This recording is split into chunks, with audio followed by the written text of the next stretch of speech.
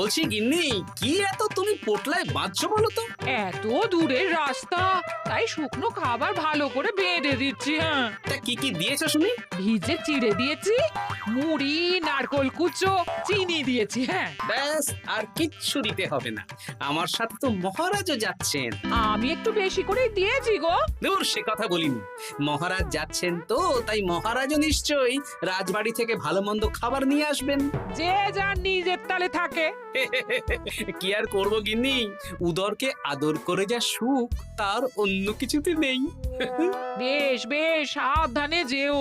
হ্যাঁ, তুমিও সাবধানে থেকো কিন্তু।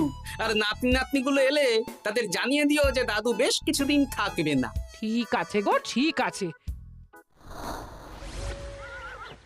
সাবধানে যাবেন মহারাজ।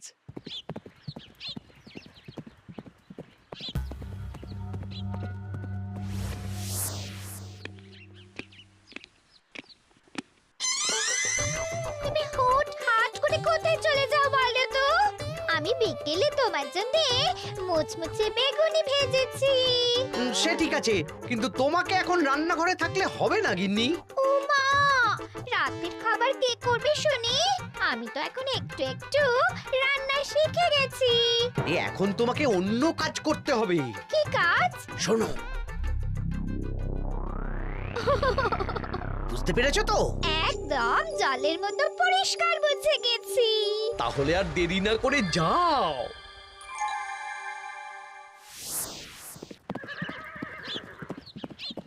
মহারাজ, একটা কথা বলতে পারি? বলো গোপাল। আমরা পাহাড়পুর জমিদার বাড়িতে যাচ্ছি কেন? তুই তো জানো আমাদের সেনাপতি এখন একা একাই নিজের সংসার সামলায়। হ্যাঁ, ওই ঘটনার পর থেকে তো সেনাপতির জন্য ভালো পাত্রীও পাওয়া যায়নি। পাহাড়পুরের জমিদার বল্লভ নারায়ণের একমাত্র কন্যা এখন বিবাহযোগ্যা, তাই আমি আর তুমি দেখতে যাচ্ছি। সেনাপতিকেও সাথে নিয়ে গেলে হতো। না, আগে আমরা যাব, মেয়েটা কেমন সেটা বিচার বিবেচনা করে ফিরে আসবো। তারপর যদি সেনাপতি রাজি হয়, তখন আমরা বাকি ব্যবস্থার দিকে এগোবো, তাই তো?